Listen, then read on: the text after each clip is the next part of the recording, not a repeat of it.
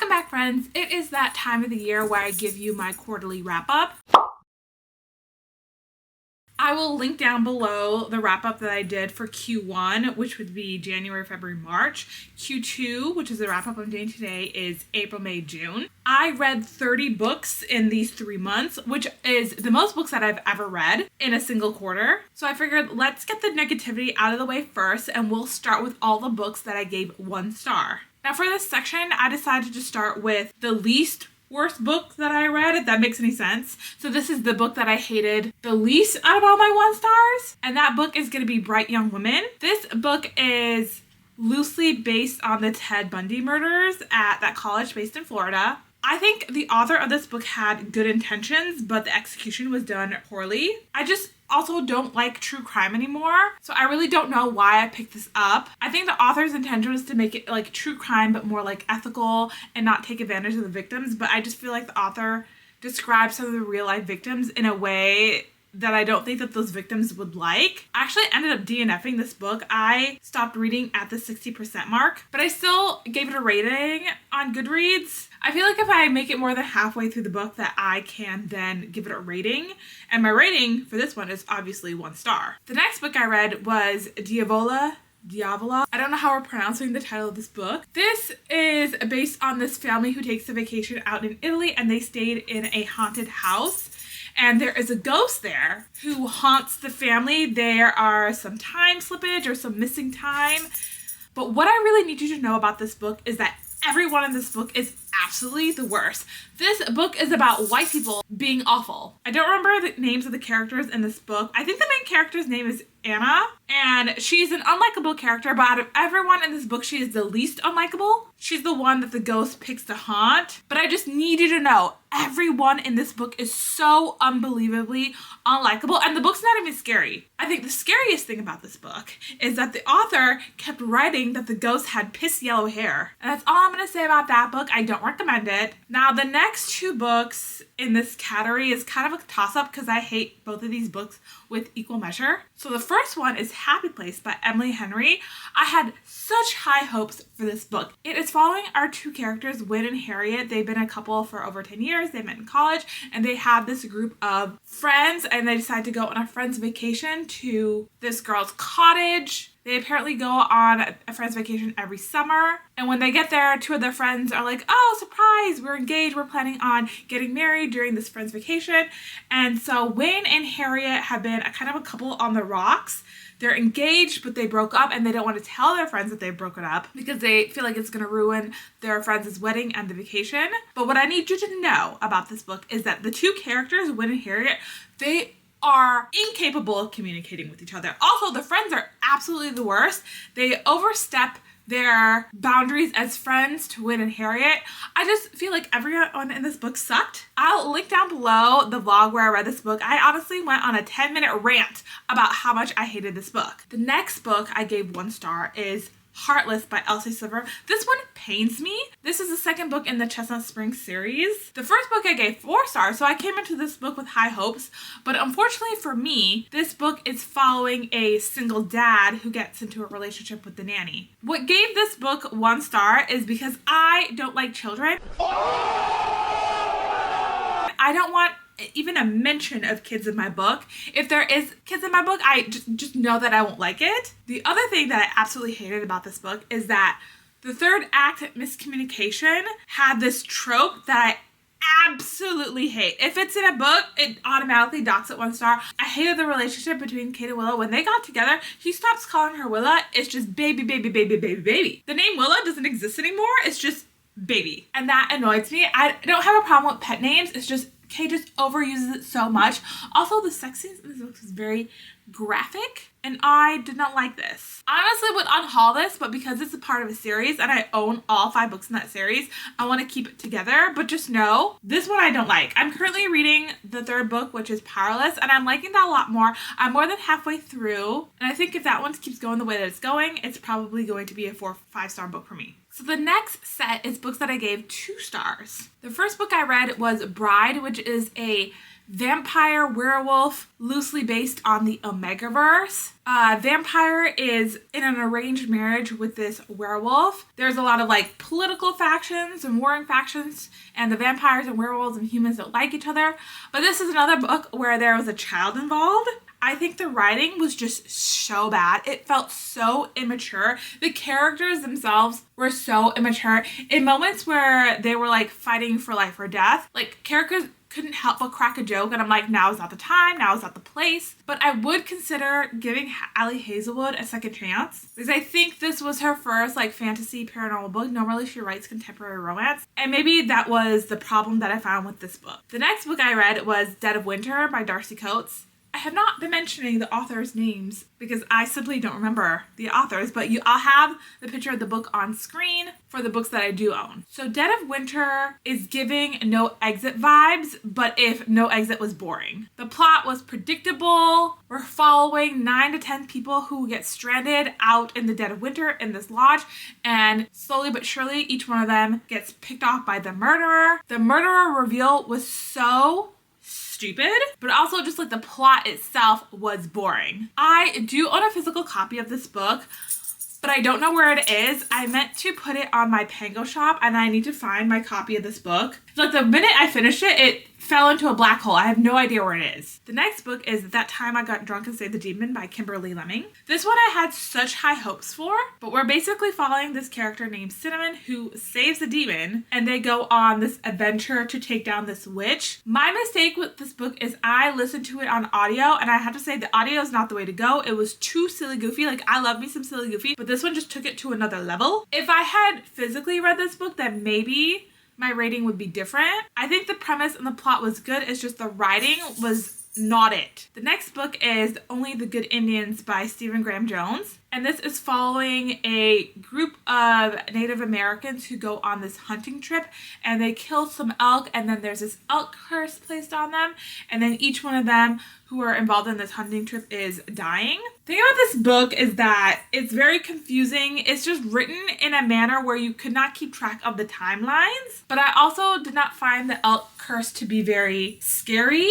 I don't know if I would read another Stephen Graham Jones book. If you have one to recommend, I'll try it. I just didn't like the writing, and I didn't find the plot to be scary for a horror book. And then the next book I read is The Duke and I by Julia Quinn, and this is the first book in the Bridgerton series, and we are following Daphne and Simon. I am doing a vlog for the Bridgerton series, but it won't come out for quite some time now. But what I have to say about this book is that it is nothing like the Netflix series. The Netflix series is actually far superior. There was just like a lot of misogyny in this book, and Simon is not hot, he's not sexy at all. He kept telling Daphne, I own you, you're my property, you're my wife. And I just don't like those views. But also, if you've watched the Netflix adaptation, then you know that there is a sexual assault scene in the later episodes that is way worse in the book. Now, the next category are all the books that I gave 3 stars.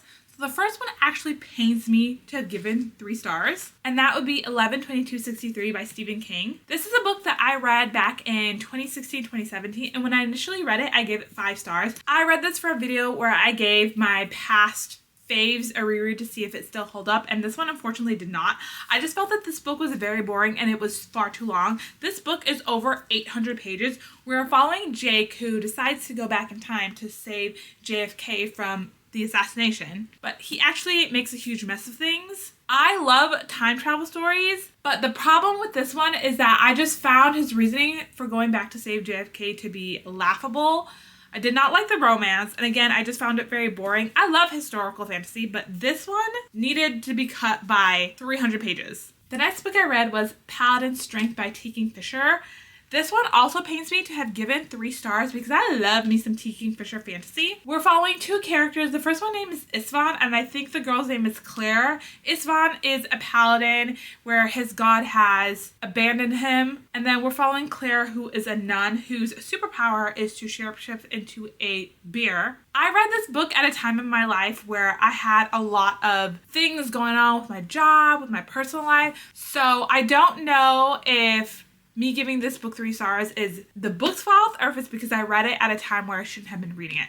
So this is one I might consider giving a reread. The next book is The House on Cerulean Sea by T.J. Klune. This book is following this, think of it, fantasy CPS worker who is sent to this orphanage to see if the caretaker at that orphanage and if the kids are okay. The children at this orphanage are fantasy-like creatures, so we have someone who is Lucifer, a fairy, a gnome.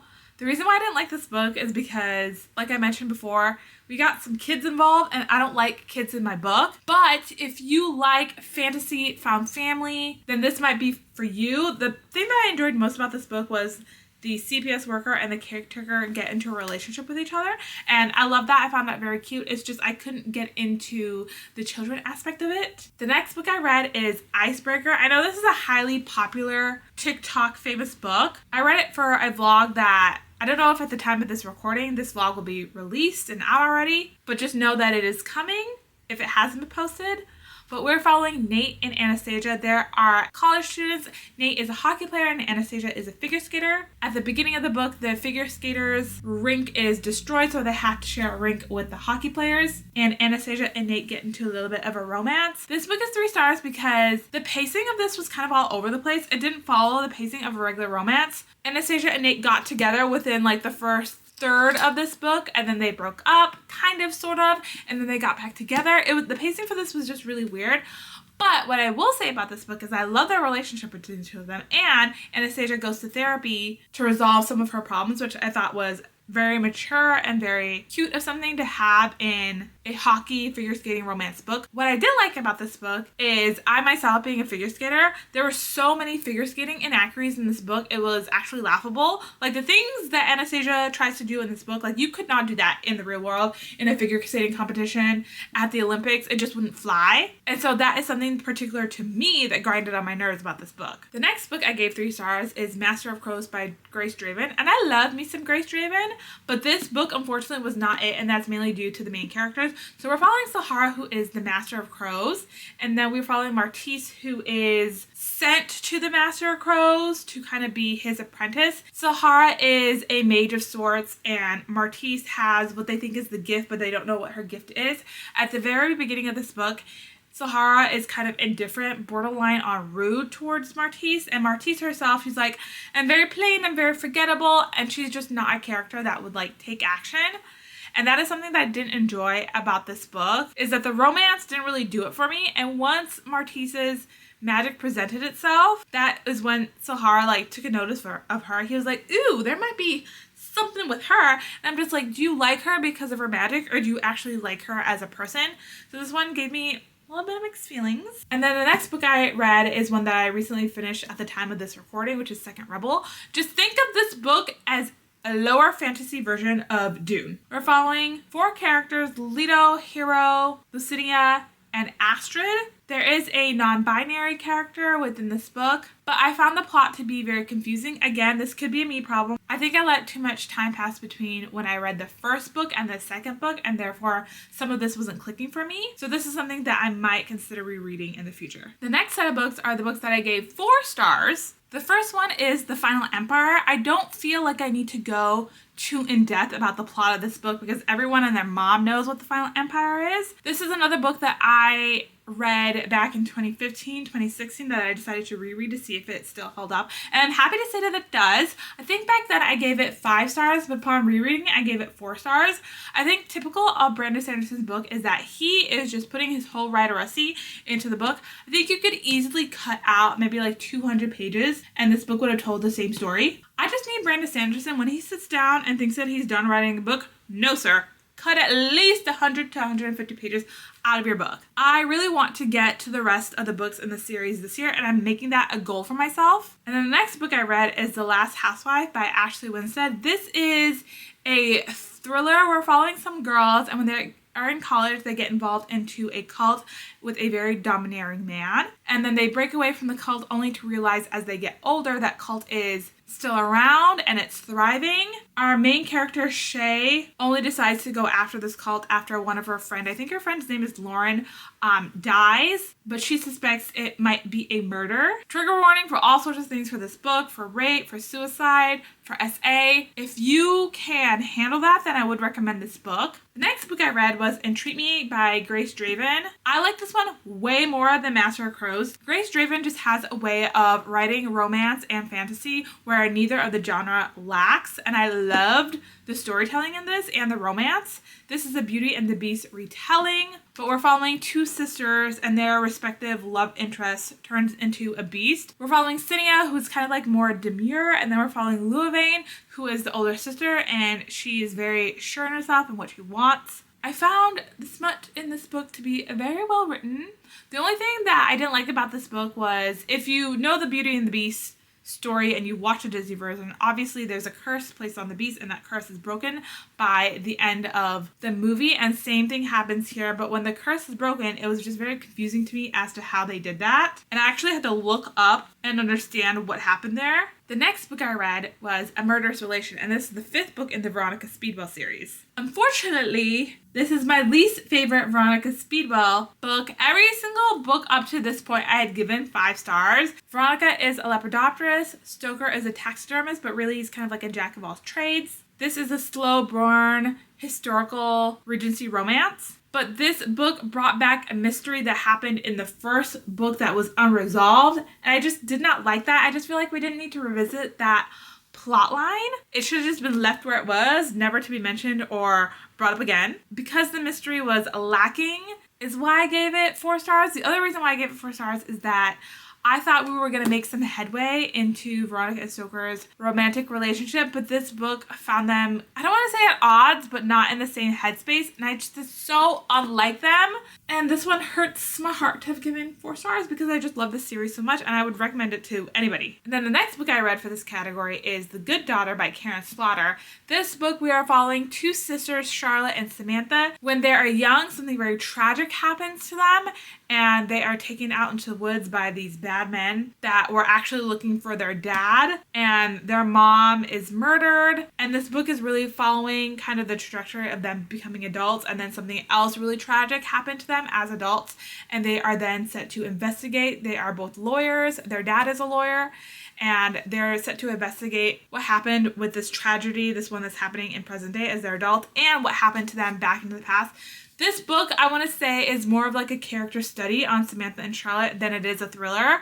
I mean, the thriller aspect or the mystery aspect is there, but I think you really have to like character-based stories in order to like this. That was something that I didn't expect in this book, which is why I gave it 4 stars, but overall I still really like this book. And the next book I gave 4 stars is Confessions by Kene Minato.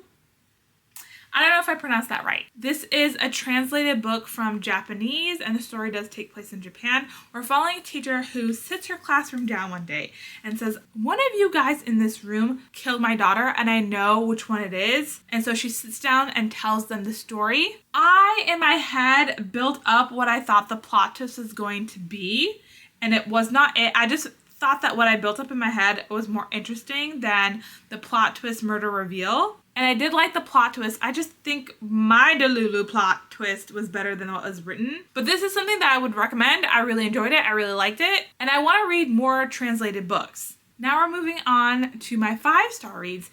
The next set of books are all books in the same series, and that would be the Veronica Speedwell series. So I'm just going to lump those together into one. So that would be A Perilous Undertaking, A Treacherous Curse, A Dangerous Collaboration, An Unexpected Peril, An Impossible Imposter, and A Sinister Revenge.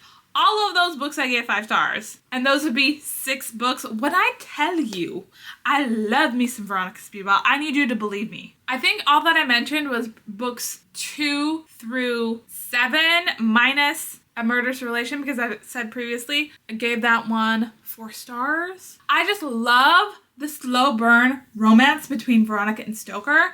It was slow burn up until A Dangerous Collaboration, and Dangerous Collaboration, I have to say, is god tier book. It had everything that I wanted, and then the books just get better from there on out. The next book I gave 5 stars is An Education in Malice by S.T. Gibson. Now you might be wondering, Lexi, that is an unpopular opinion, and I know, it is. I just need you to know, if you're gonna pick up this book, to lower your expectation. It is not a Dowry of Blood. This is a sapphic vampire romance story. It's been advertised as based on Carmilla, but what I want you to know is that go into this book with 0 expectations. I've heard complaints of like the marketing was false for this book. It's not Carmilla. The writing is not Dowry of Blood. And I would say yes to all of those things, but because I didn't pay attention to the marketing for this book, but because I don't know the story of Carmilla, and because I wasn't attached to the writing of Dowry of Blood, don't get me wrong, I still like the writing of Dowry of Blood, but I just knew that this was going to be different.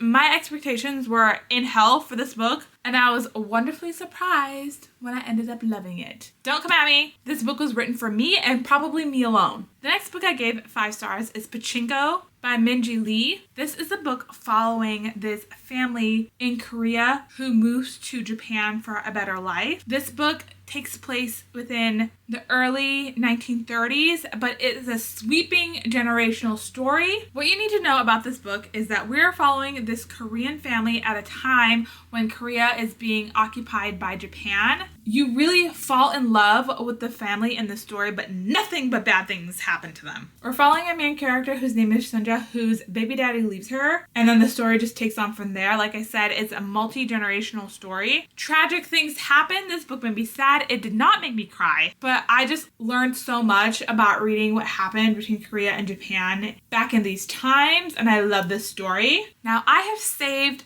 the best for last, which is Stolen by the Wolves. I actually need everyone who's watching this video to read this book. This is a Viking Omegaverse. And if you're wondering, what is the Omegaverse? I'll link an educational video about the Omegaverse down below for you. But we're following Tamsin and Thrain. Thrain is a Viking. He comes into Tamsin's world. There's a lot of political maneuverings in here. The Vikings are looking for this specific breed of women within the Omegaverse that they can mate with. I know that sounds absurd to say, but I just need you to know there is so much more to this book than just the Omegaverse. I just think that Omegaverse is woven between historical Viking fantasy so well. Tamsin and Thrain have become my 2 favorite characters for this year. I did not vlog reading this because I read this for Riley Marie's Patreon book club pick. And I also went in thinking, I'm not gonna like it, I'll give it a shot, but I ended up loving it.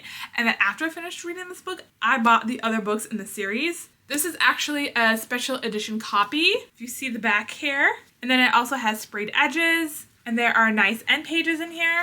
But here are the 3 books that have been released. So this is the paperback copy of Stolen by the Wolves, and then there's Taming the Wolves, and then there is Summer Siege. If you place these all next to each other, I just find this to be so hilarious because the first book here is like 300 pages, and then the following books are like 600, 700 pages. I think the series is supposed to be around 7 books, and I am going in deep for this one. No pun included, because the Omegaverse, get it? The audiobook for the second book, Taming the Wolves, comes out in about 3 weeks, and I just cannot wait. If you want me to vlog that, I can, because I didn't vlog Stolen by the Wolves. Just let me know in the comments down below. So that is it. Those are all 30 books that I read in Q2. I cannot believe that I read that much, but I'm excited as to what Q3 is going to hold for this channel. I have some exciting videos coming down the pipeline that I cannot wait for you guys to watch. I just need to get to editing them. But thank you for making it to the end of this video. If you like this video, then please give it a like, please subscribe, please leave a comment, and I will see you guys in another video next week. Bye!